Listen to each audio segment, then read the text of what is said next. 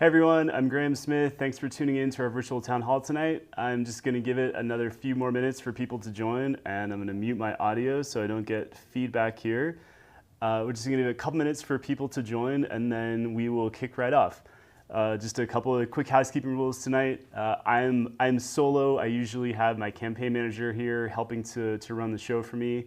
So please forgive any distractions and technical difficulties tonight, because I'm going to keep my eyes on the screen so I can answer any questions in the chat. So I'm just going to give it another few more minutes, and then we will kick right off.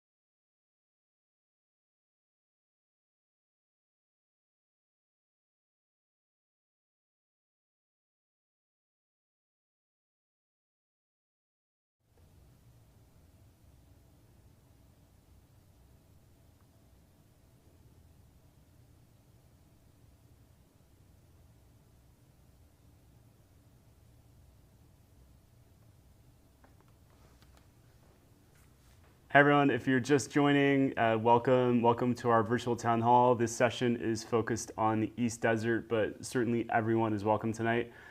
These sessions work best if we make them as interactive as possible, so please drop any questions or comments you have in the chat. I'm going to keep my eyes on it here.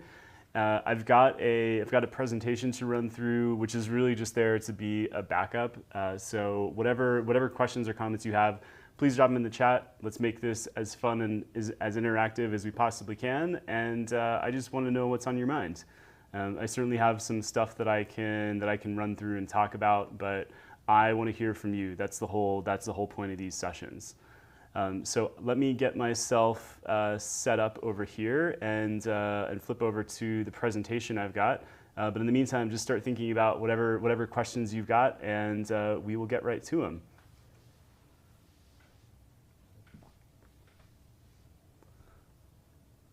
Okay, so for those of you who don't know, my name is Graham Smith. I'm running for the Board of Supervisors here in San Bernardino County's 3rd District. Like I said, I've got this presentation, but whatever comments you have, please drop them in the chat. So I thought it's useful to actually kick off by talking about what a county supervisor does, because I'm really conscious this is not a household name or a sexy position on the ballot. So I want to tell you a little bit about what a county supervisor does, and then give you some background on me and why I actually think this is a job that I'll be really good at. So in terms of the county supervisor roles, I kind of think about this in four main buckets.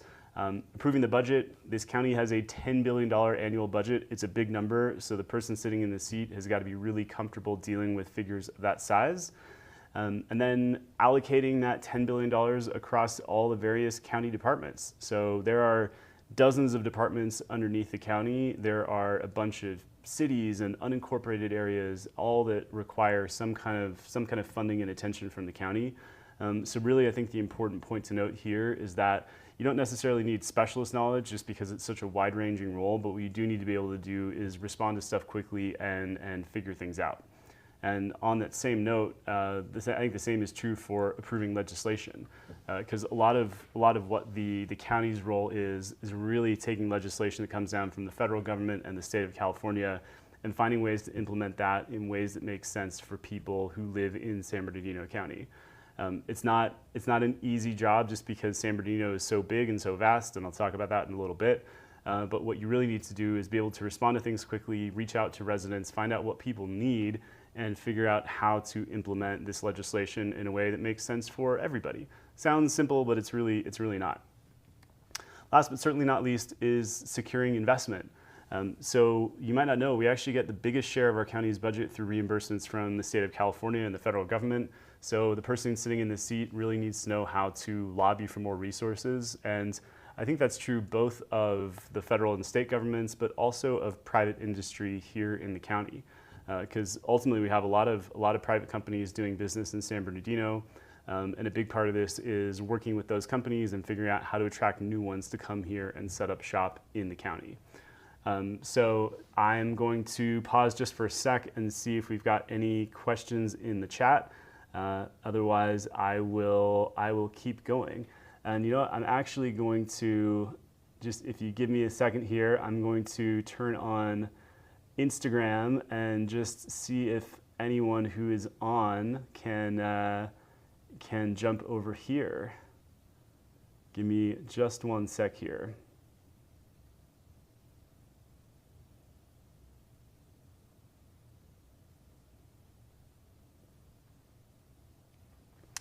Okay, so why don't I talk a bit about me and my background, because I think that's really important here. And one thing I want to get across to you is I really have a professional skill set that's really relevant to this job, and this is a job I know I can do really well.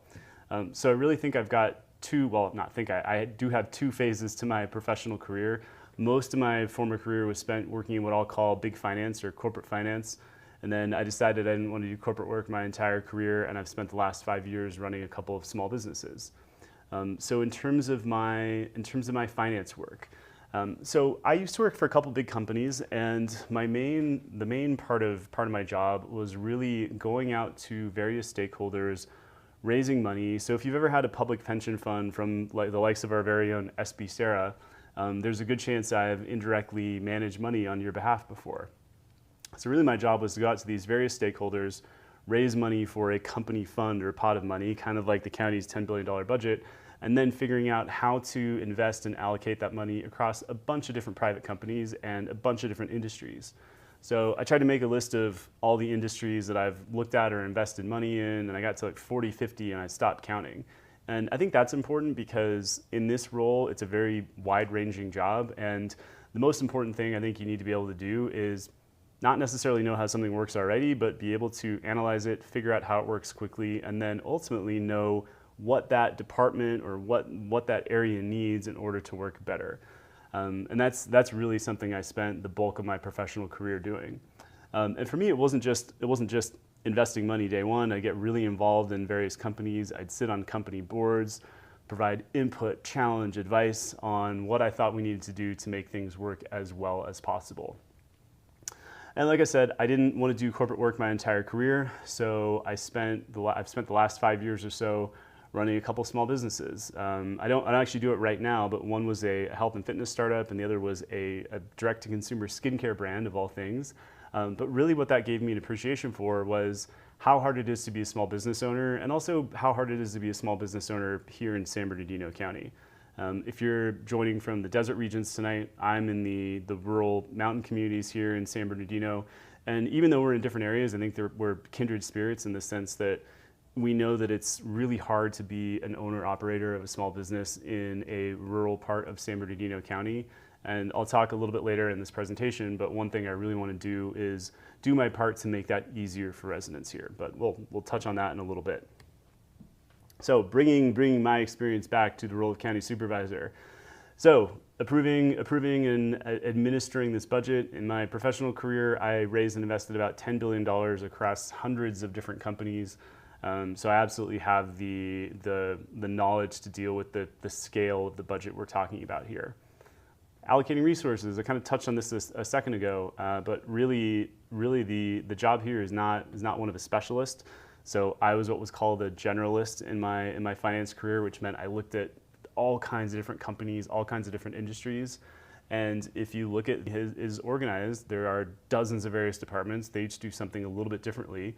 So the important part here is being able to look across all that, figure out which one of those departments needs more resources in order to operate as efficiently as possible, and then make that happen. I kind of touched on legislation here. One of the important factors is just being able to respond to stuff quickly, act on your feet, respond to the needs of residents across this really big and really varied district. And certainly we've seen former supervisors complain they haven't had enough time to review things before needing to vote on it. I'm certainly used to working in a very fast-paced environment, and this is something I know I can do pretty well. And certainly not least here is securing investment. So I mentioned before, we get a huge share of our revenue for San Bernardino through reimbursements from the state of California and the federal government. So the person sitting in the seat really needs to know how to lobby for investment, both from the government and also from private industry. And that is something I've spent the bulk of my professional career doing, and something I know I can do really, really well. So I'm just going to pause for a second here and see if anyone's got any questions or comments in the chat. I'm gonna check and make sure I've got all the windows open that I need to. And I just realized I've totally messed something up on this other screen, but I think I've got it back. Here we go. Perfect.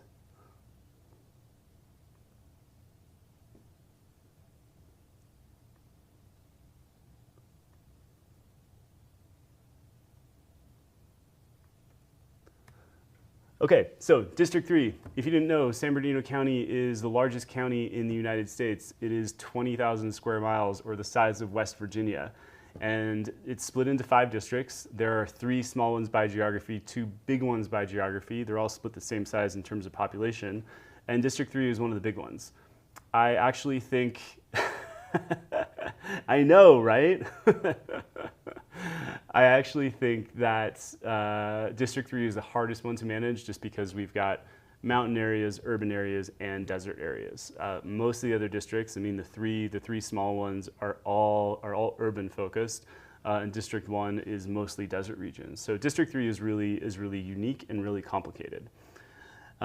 So certainly on that note, it doesn't make sense to have what I'm going to call a one-size-fits-all approach, which I think is what the county has historically done in terms of managing itself.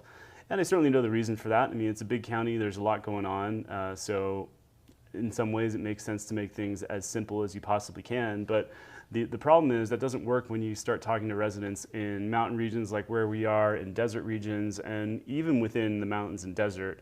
We have very different cities, very different towns, all have unique character and require unique thought and attention.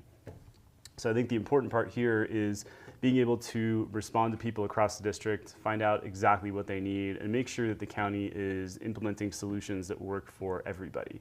Because I know this has been a real pain point for people historically. So I think this is a good time for me to talk a little bit about my priorities countywide. So there are certainly more than this, but I think this is a good place to get us started. One is, and you're going to hear me talk about this a lot. If you followed my campaign, you've heard me talk about this all the time, financial responsibility. As a county, just seeing some comments in the chat here. All right, people are here. 1 second here.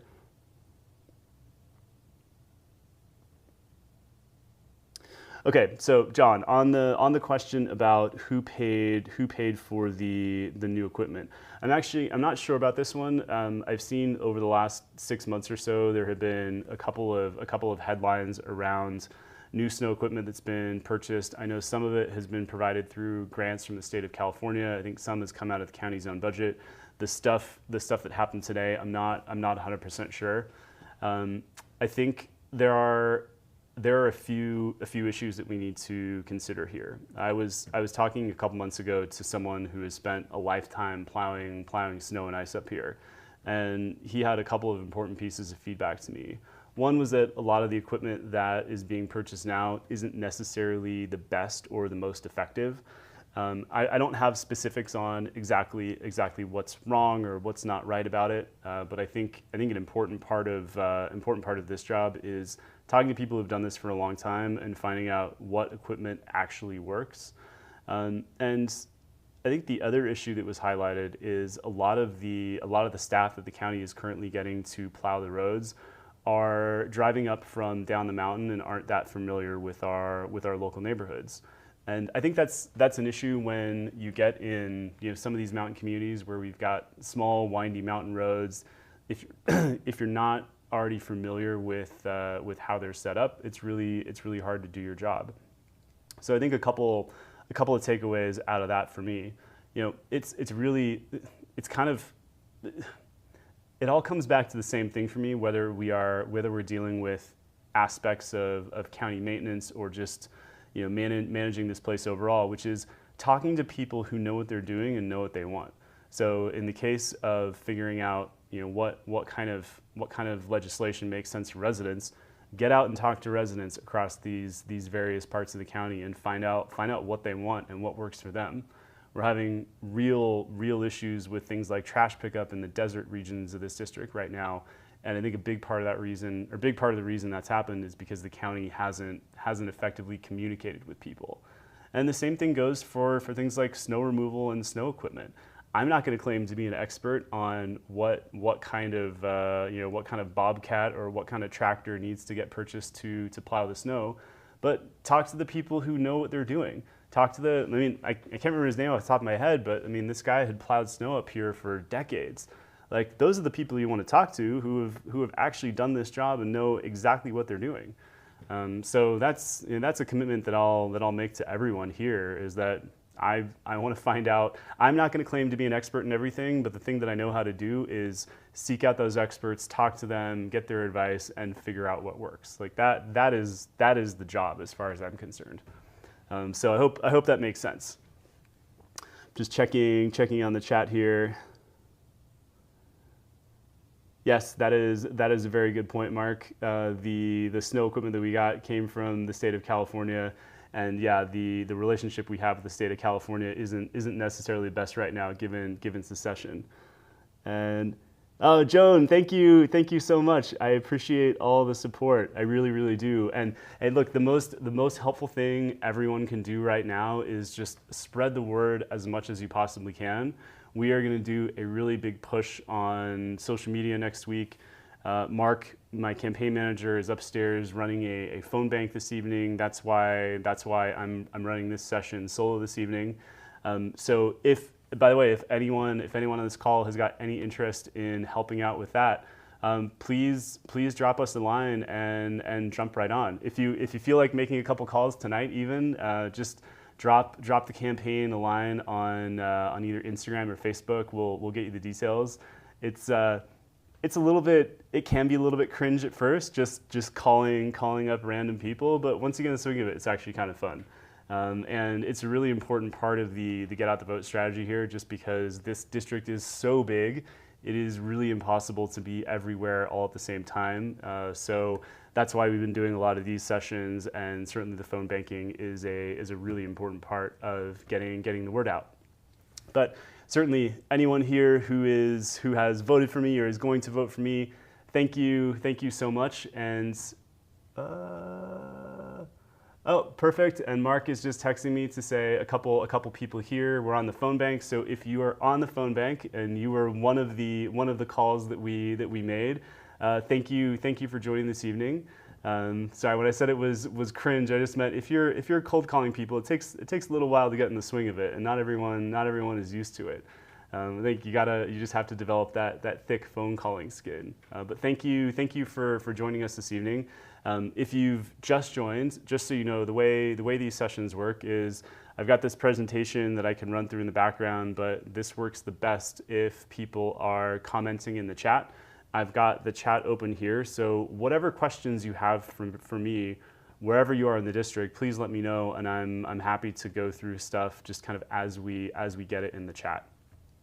This session is technically set up to be an East Desert session, but anyone is welcome to all the town halls. And yeah, whatever is on your minds, please drop it in the chat, and we'll get right to it. Yes, ask me anything. I mean, like related to the county and the campaign, of course. Okay, while people are thinking about what to ask, I can flip back and just continue going through some of my county-wide priorities here. So one is financial responsibility. Like if you've spent any time in San Bernardino County, you really know it's hard to go a couple weeks without seeing some kind of headline in the paper around alleged financial misconduct. I mean, the county was just sued a couple weeks ago for bungling some homelessness funding from the state of California. I really think it's time we have someone sitting on the board who can do a better job of controlling the purse strings here. Because one thing that's really happened in this county is a lot of the responsibility for management of the county's finances has really been historically passed off to the county CEO. And again, I'm not sure if you're aware of what happened to our former county CEO, Leonard Hernandez. He was ostensibly fired, allowed to resign. over some pretty bad behavior. And I think if we had more people sitting on the board who knew what to look out for and could spot this early, we'd be in a better position as a county. So if you're just joining now, if you've been one of the lucky recipients of our phone calls this evening, just so you know, I've got a really long background in corporate finance. I spent the bulk of my career investing money. I have sat on company boards across all kinds of different sectors. I really know what I'm doing in that regard, and I think I've got something really valuable to add here to this county, because I do think we need it. Especially in the context of the state of California now being in a big budget deficit. I think we need someone who really knows how to spend money effectively sitting on this board.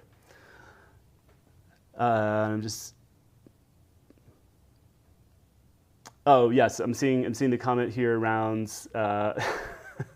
Yes, Joan, I agree with you there. I try not to use that word too much, but I think if you've spent any time in this county, that is certainly something we've dealt with over the years here. So I really want to do my part to make sure that stops.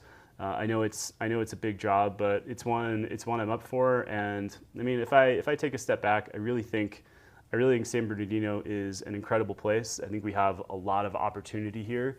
And it really bums me out to see some of that opportunity get squandered when we get caught up in legal and financial troubles. And I really want to do my part to make sure we're on a good path here. So just kind of touching back on Barstow area questions. Perfect. Thank you, Amanda.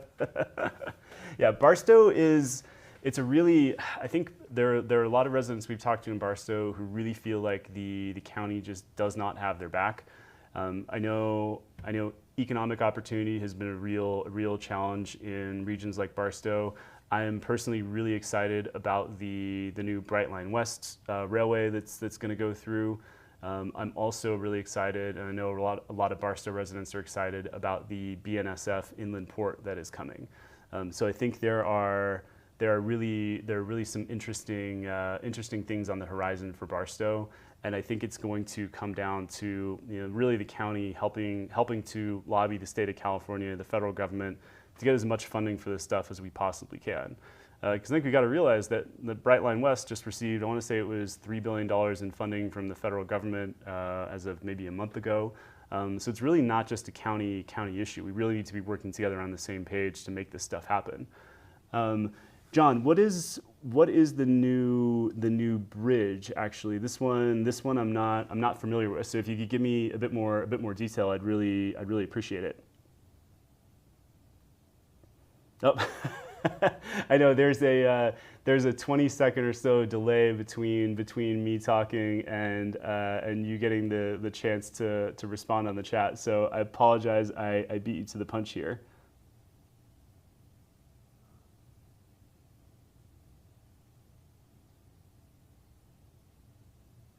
And yeah, I think with the inland port, obviously it seems on face value it seems like a really good thing, but I agree there are challenges that we need to be considering here. And yes, housing is an important one, water is an important one. I'm not going to claim that I have all the answers right here, but again, I think this is a really important part of the county's job here, which is to be working with people in cities like Barstow to find out what local residents want, where new housing developments can be built, sourcing water and infrastructure. It is a big job, and it's going to require everyone working together. I think it's also, that's also a nice kind of segue into, one thing I've been talking about a lot here is really reestablishing the network of municipal advisory committees we have across the district, because historically we've had more, and if anyone doesn't know what municipal advisory committees or MACs are, I mean, actually I think we even have I think it's part of the next point on the slide there. But if anyone doesn't know what those are, they're really meant to be a conduit for the county to get feedback from local residents in various parts of the county. And because this county is so big, because this district is so big, it's really important to get as much feedback as you possibly can. And one thing that I'm personally a bit disappointed by is the fact that this current board has decreased the number of MACs that used to be in existence here across the county. We've got a couple here in the mountain regions. I know a lot of desert residents are really upset that at least one of the MACs, if not more, that they've had historically in the desert have been disbanded. It's a really high priority of mine to get as many of those back as we can so that we can have these local interfaces between local residents and county government. Because I think the most important part of this job is listening to what residents want and responding appropriately. And I think if we had more people who really kind of got that, then we'd be in a better spot. So whatever else is on your mind, please drop it in the chat. I'm just going to look through. Let's see, what does Amanda say here? Give me 1 second. So Mark, my campaign manager, is usually the one to filter through the questions and comments in the chat. So I've got to do this all at the same time here. So give me just 1 sec.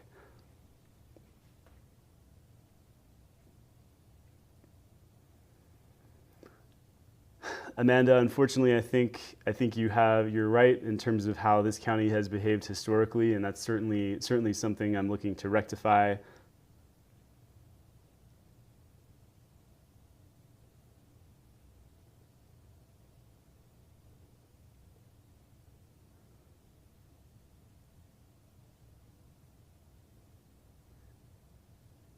Interesting. So okay, so John, I'm reading your comment on the bridge. Okay, so there's an old metal bridge, a new one coming.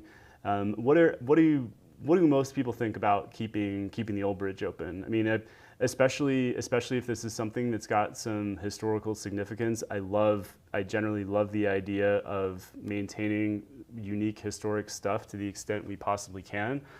Obviously, there's a budgetary impact to all that, but especially if the bridge is already there and if it's working, perhaps that doesn't have to cost too much money. So if that's something that people want, especially for historical value, then I don't see why we as a county shouldn't be trying to make that happen. But this is the first time I've heard about this one in particular. So I'm definitely keen to learn more. So while John thinks about the reply, and while we wait for the delay here, I'll just quickly touch on a few local priorities for some of the desert regions, which is what this presentation was geared toward. So if you are looking at Joan's comment here. Oh, yes, okay. So Joan makes a point around the consultants the county hires. I've been speaking about this a lot over the last few months or so. Back to this whole point of financial discipline and getting the most out of our tax dollars. One thing that I've seen our current board of supervisors and our county do is kind of like the way they've passed the buck with responsibility for the finances by pushing it off to the county CEO. I think we've seen them do similar things with various aspects of governance, really as a way to kind of shy away from taking responsibility. So actually, I mean, we have short-term rentals on the slide up here. It's a good time to kind of touch on that. Which is, and I'll turn the presentation off for a second anyway. Here we go. So if anyone isn't aware, the short-term rental or perceived short-term rental issues in the county have to do with the fact that in the desert regions and in the mountain regions, by the way, 95% of the STRs allowed are here in District 3 as well. And there have been some longstanding complaints by residents that STRs are disrupting neighborhoods. They are having an impact on the availability of affordable long-term rental housing. And the county's response to these kind of allegations and this evidence was to spend a bunch of money on consultants. They held a bunch of town hall sessions across the district. I attended one of the ones up here in the mountains, and they took months to complete this process. I don't know what the bill was for that one, but I'm assuming well into the hundreds of thousands, maybe $1 million. Wouldn't be totally out of the ballpark. And really, what happened was they hired one set of consultants to write a report, another set of consultants to write an opinion on that report. And what that opinion said was that there wasn't a problem, so the county said we don't really have to do anything about it. I take issue with that because we're spending a lot of the county's resources on these consultants and reports which ultimately haven't amounted to anything, and we still know there's a problem. We talk to residents who say, you know, we know people who can't find affordable rental housing. That is certainly the case up here in the mountains. We know so many people who are having to commute up from the bottom of the mountain just to work, you know, minimum wage jobs up here because they can't find housing. The same seems to be true in the desert. So I get a little bit disappointed when I see the county spend so much money on things like this when there are practical examples and things we can look to in terms of STRs as a for instance, looking at cities like Palm Springs and Riverside County, places that have managed this really well. We have lots of blueprints for how to do these things, and I think if we just picked up the phone and talked to some people in you know, Riverside County and Palm Springs and looked for inspiration, we'd be in a better spot and we wouldn't have to be spending this money. Kind of as a related point, one of the it's way up front in the budget even, but one of the things the county is also doing is they're spending $3 million on an economic initiative report to study whether the revenue from STRs should remain in the local communities. And this is something that I've been lobbying for basically since the start of the campaign. If there's a whole YouTube video where I go into all this in detail, and the conclusion or the opinion I give anyway is I'm really a fan of keeping all the revenue from STRs in our local communities because it obviously costs us something to have code enforcement, to have the sheriffs called out to deal with the infrastructure that STRs you know, require.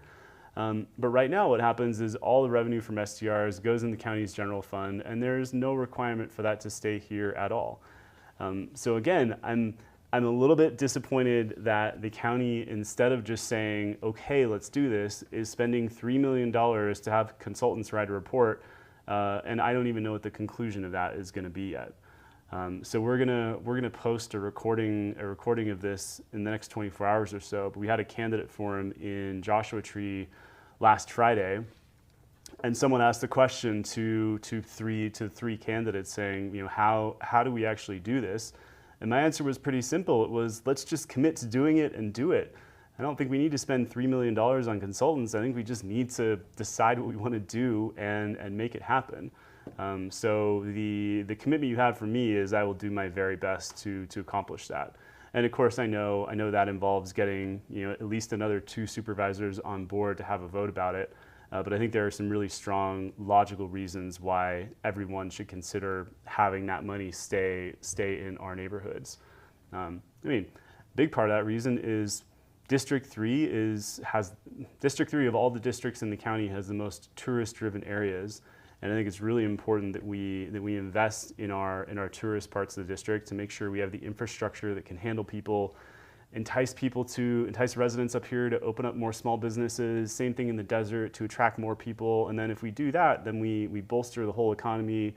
The county makes more revenue on taxes, and everyone's a winner. So that's the kind of stuff that I really want to think about. Just turning back to the chat here for a second. Yeah, that's a fantastic quote, Amanda. Could not have said that better myself, of course. Okay, so any other what else is on people's minds this evening? Again, I'm really keen just to make this as interactive as possible. We don't have to be talking about mountains. We don't have to be talking about desert. Whatever is on your mind, I really want to know. I'm just gonna refresh my window here and make sure I'm not missing anything. Okay, and then how about this? While I wait for people to respond in the chat, I will turn back to the presentation here. And again, this has some desert focused priorities on it. I touched on STRs already. Conservation. I mean, I'm a resident in rural unincorporated San Bernardino County. A lot of people live in the desert for the same reason, which is We enjoy the natural beauty and the landscape of San Bernardino, and we want to keep it as pristine as possible. So if you followed my campaign, you know I'm a big proponent of investing in renewable energy, but I'm really focused on making sure that's on land that's been disturbed already. We have, I think, a big opportunity to do that on warehouse roofs in incorporated parts of the district down the mountain from here. There's 1 billion square feet of warehouse space in the Inland Empire. If I did the back of the envelope math on this, I don't know, a couple months ago, and if you cover just half of that square footage in solar panels, you meet the entire need of electricity for San Bernardino County per year. So I think, you know, I'm obviously conscious that these kind of projects are not quick or easy. They require a lot of time and planning, but this is the kind of thing that I really want to seriously consider because I think it's an important part of helping to balance out our economy overall. And that was actually a point, I kind of glossed over it on the county-wide priorities, but if you follow the campaign, you know, I'm a real big proponent of starting to diversify our economy here in San Bernardino County. If you're a resident here in the mountains or in the desert, you might not feel the impact of this on a daily basis, but because of that proliferation of warehouses, what's really happened is we've made it the dominant sector in our economy here. I mean, it's about 10% of the population of San Bernardino County works in transport and logistics. And I do think we're setting ourselves up for a big area of exposure if our economy takes a dive. And I'm really focused on finding other industries we can bring to San Bernardino to help to balance this out. Okay, I'm just looking at Bob's comment here. Give me 1 sec.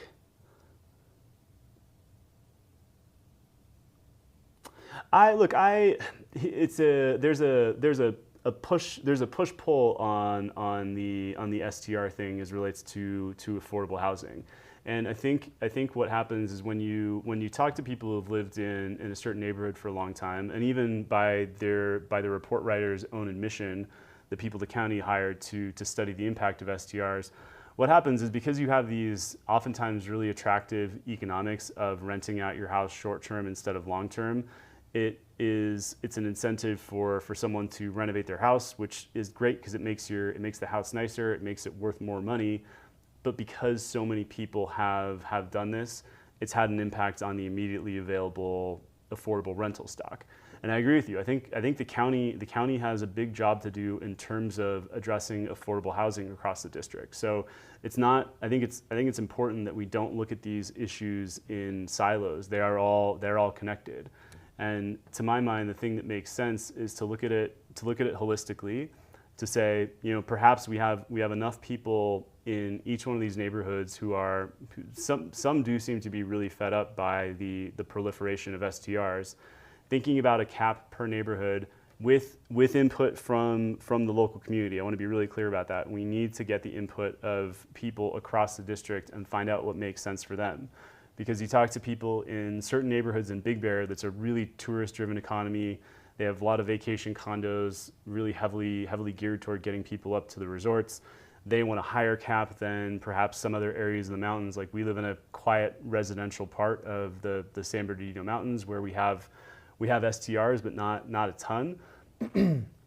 So I think it's important that we talk to residents across the district to find out what makes sense in each one of these communities. But also, yeah, we gotta look at it holistically. We need more affordable housing initiatives from the county, but I think we need to balance all of this out. I don't think it's about necessarily one or the other. And I just want to go through and read your other comment really quick.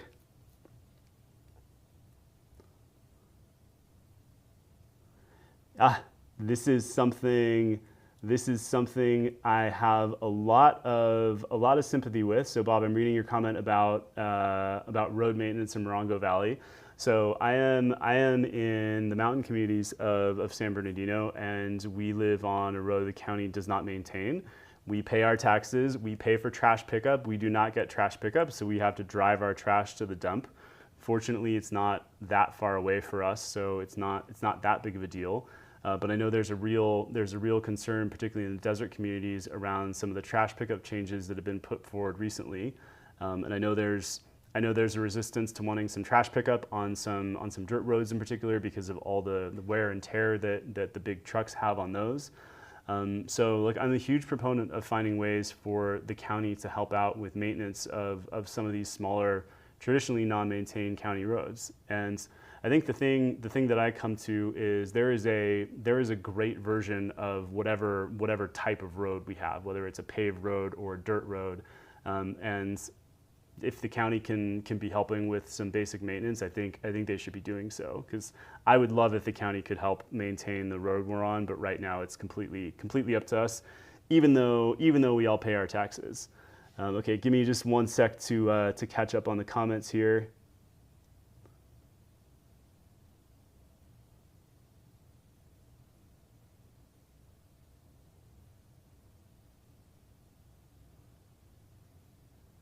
Yep, Joan, I hear you. Oh, Bob, I'm glad. Oh, fantastic! Thank you so much for the support. I'm glad the system is working well in terms of phone banking. Please, my one ask to everyone on the town hall tonight is just please spread the word and tell as many of your friends and family as possible. This campaign is totally grassroots. We are really getting out there. We're doing well. I think we got a really great shot at getting this done. But the most helpful thing people can do is just help spread the word. So yes, I think on the STR issue, I think we really need to talk to residents across these various neighborhoods and find out what works for them, because I'm very conscious that it is a very different picture depending on where you are. We are in a little village called Sky Forest, and we have STRs here. There's one real big problem one in our neighborhood, which hasn't been that much of a problem recently. So I feel like it's calming down a little bit. But I know everywhere is different, and everyone has a slightly different view. And of course, this is all about coming to some kind of compromise. But the only way we can do that is by having effective discussions with residents. And a huge part of that for me, by the way, is expanding the network of municipal advisory committees that we have across the district.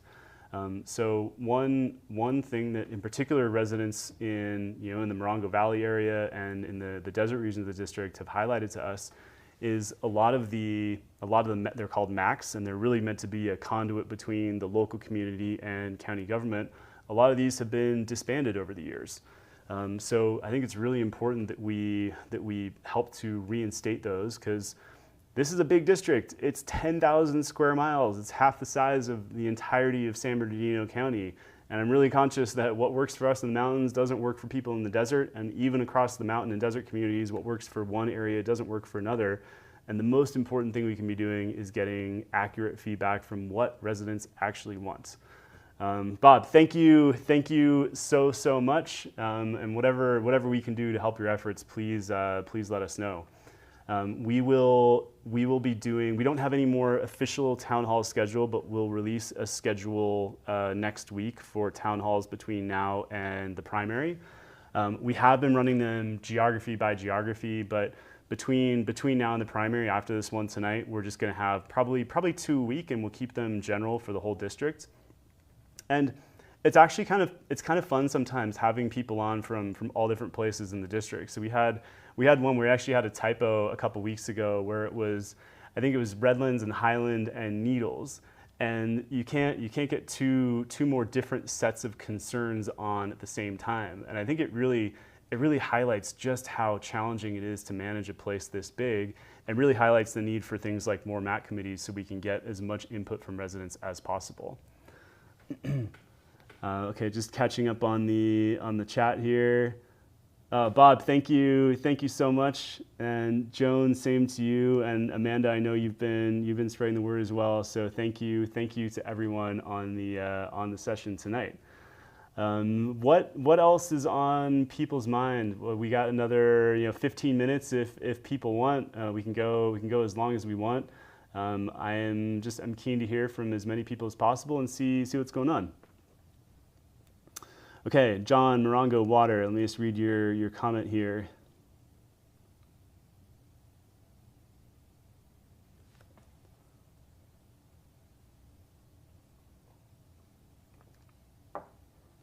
Oh, and Joan, thank you for that. I would love to meet in person sometime soon. We're out and about a lot, particularly in the mountains, but the next couple weeks we are out and about absolutely everywhere. But I would absolutely love that. John, with your water in Morongo, you have my full empathy and sympathy on this. Let me just get this camera here. So we live in we have a very similar situation. So we live in, like I said, we live in a little village called Sky Forest. It's about 150 houses in total. It's a little mutual water company that is under-resourced and not well maintained. So just speaking from personal experience, the water that we get in our house is rusty and disgusting because the pipe that goes from the tank at the top of the hill down to our house, I don't think has been replaced in the last 50 to 70 years. So and I also know we lose so much of our water on an annual basis due to leaks because we also have an aging infrastructure.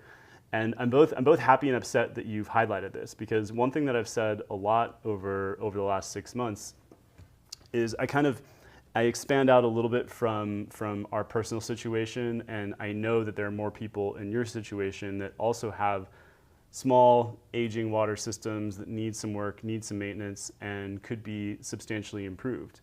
And one thing I've talked about a lot is you have in this county some real big pressures to invest a lot of money in these huge water infrastructure projects. One, if you're in the desert, you're probably familiar with Cadiz, which just so you know, I'm really opposed to this project for a bunch of reasons, which I can get into.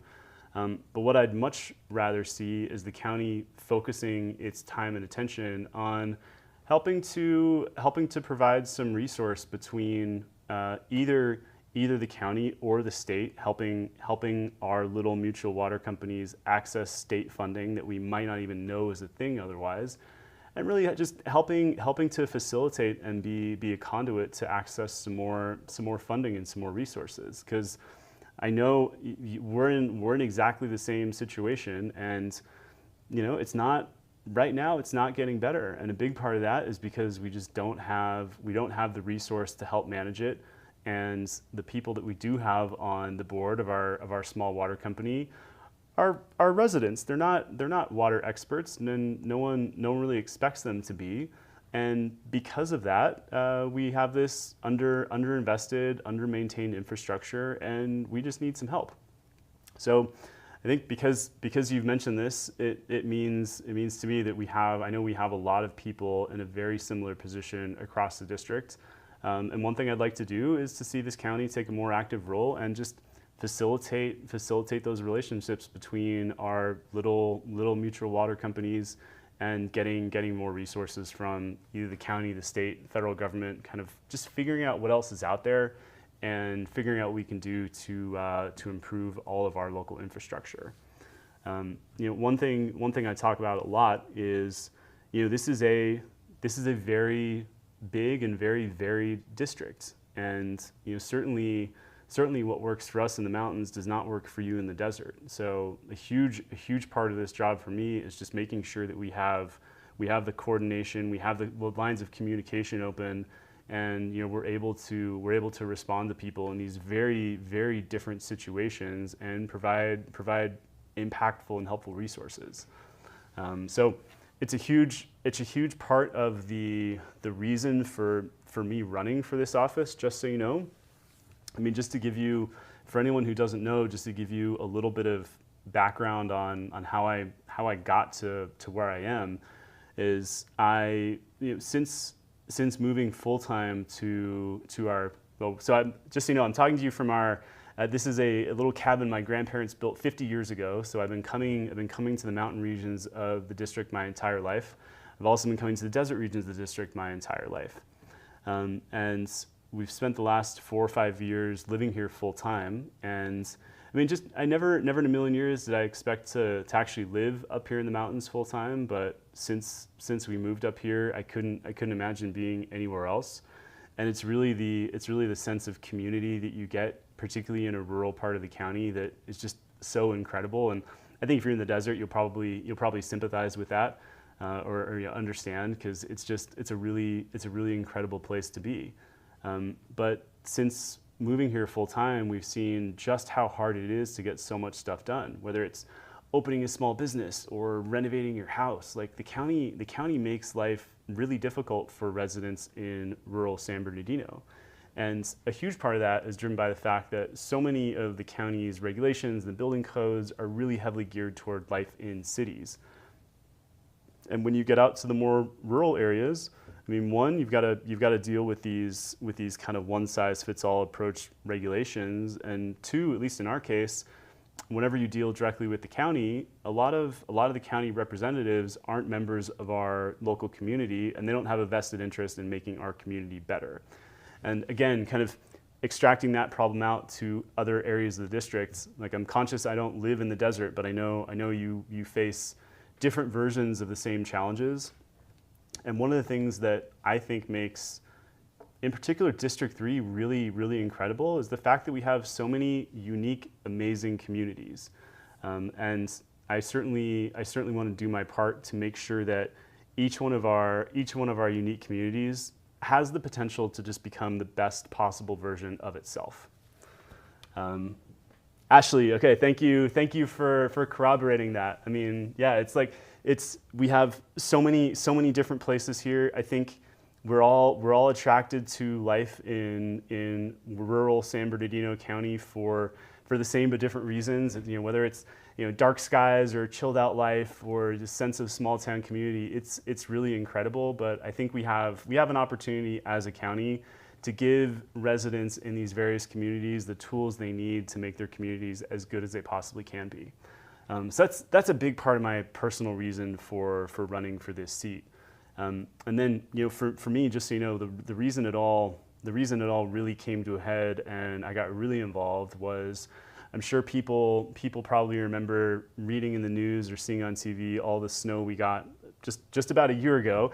I'm watching the clock because we're coming up on the 1-year anniversary, and I'm hoping we don't get a repeat.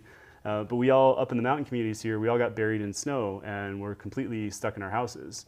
And we weren't hearing anything at all from the county. We weren't getting any kind of resource, and no one was coming to plow the roads or dig us out. And after days of not hearing anything, excuse me, it took a whole coordinated social media campaign, believe it or not, just to get the attention of the county. And I'm happy to say it worked. I got really involved helping to liaise between the county and our local mountain communities up here, getting us better communication, getting us some more resource, and really starting to turn the corner. And that was the first time I really felt compelled to run for this office. And I think it helps that I've spent a lot of time really looking in detail about what this job actually involves, and I know I've got a professional set of skills that, one, is really helpful, and two, I think really helps balance out the other positions we have on the board. I think coming in with a finance heavy skill set, really knowing how to make the best use of our tax money, I think is going to be a really helpful way to balance out the skill set we have on the board. So that's kind of the background in terms of how I decided to actually do this. So we're almost at 7 o'clock. I'm just going to see what other questions we got. Okay, John, one from John. Just give me a sec to go through here.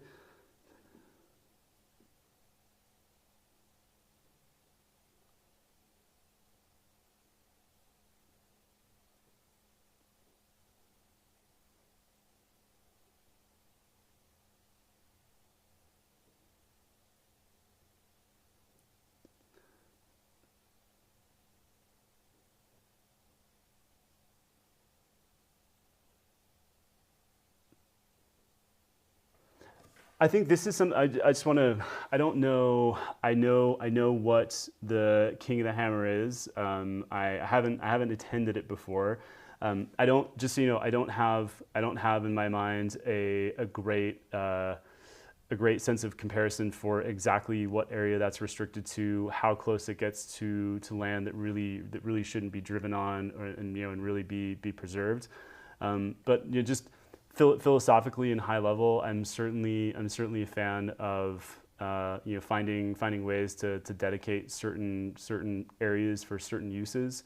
Because I think there are a lot of places in this district that we all enjoy, whether it's desert, mountains, whatever, and we don't want any kind of vehicular traffic or noise or dust.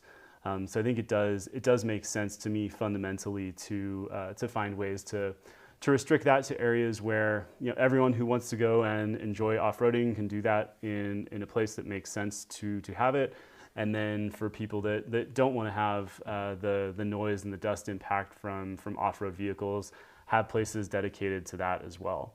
So again, for me, this all comes down to we need to talk to all of our community members, find out what people think, and really just look at the map and figure out what makes sense to have where. But high level, that does make sense to me.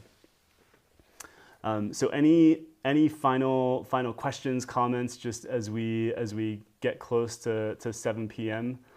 I'll just hold on for a second, because I know there's a little bit of a delay between me talking and people actually receiving stuff in the chat. While I'm waiting here, the call I'll make to everyone. I know, thank you everyone for continuing to do this. Just spreading the word, getting as many of your friends and family as possible invested in the campaign. Convincing them to vote for change, I think is the most helpful thing people can do right now. If anyone is in a position to contribute to the campaign at all, we are now in the full-on marketing. We get a lot for our marketing spend, by the way. So we advertise a lot on Facebook and Instagram. Hopefully people have come across those ads. We do a lot of direct texting as well. So if anyone's in a position to contribute anything at all to the campaign, please go to smithforsb.com and hit that donate button. We do a great job of making the most out of our donations. This is a completely grassroots funded campaign, and everything does go a long way. So we appreciate any help in that area whatsoever. Okay, Ashley, give me a sec just to read your question here.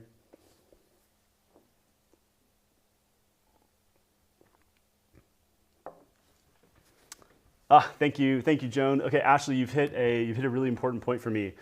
So one thing I talk about a lot is I want to find ways to make some of the exceptions that I know the county has made for development in certain areas kind of the rule. And what I mean when I say that is, we have some old buildings here in Sky Forest. There's for instance, it's a really cute old building right on the corner of the main highway.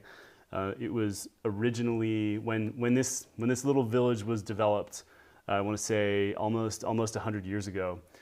It was the little real estate office that sold up all the subdivided plots here in Sky Forest. And people have tried a couple times to open either a little tavern or a sandwich shop, and the county has just thrown up red tape at every possible moment. And right now we have this incredible old building that is totally unused. As it stands right now, it looks like almost nothing can get allowed to get put in there. And it sounds like you're dealing with a similar situation where you are. And I was talking with an architect in Pioneer Town last week who was telling me about similar challenges there. And I think as residents of rural San Bernardino County, we struggle both to develop things in small ways that have a meaningfully positive impact to our community, like opening a little tavern or a coffee shop or a deli. And then the flip side is we struggle to prevent some of the things that we don't. So I went to a Board of Supervisors meeting in December to speak out against one of the big commercial glamping projects that was being proposed for, I think that one was Flamingo Heights, right residential zone. And ultimately the board did the right thing on this occasion, but I know that that's not always the case. So it's for me, it's really making life easier to do the things that we all want in rural communities, and also keeping to the style and the ethos, I suppose, of a rural community, and keeping it small and keeping it in line with what the residents of that community actually want.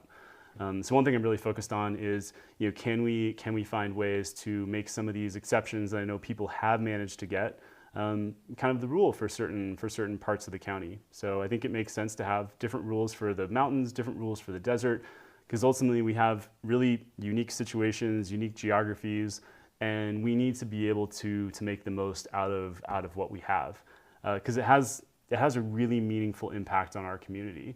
The fact that there's nothing in that building down the corner is just kind of depressing to me, because there's a world in which after this session closes, I could walk down there and have a beer in my little local community tavern, and I want that. And I know other people in different parts of our district want that kind of stuff too. So you have my promise that I will do whatever I can to try to make some progress there, because I know these types of establishments are so important for our local communities. So thank you, Ashley. I certainly do as well. We are building a ton of momentum. The message is being really well received.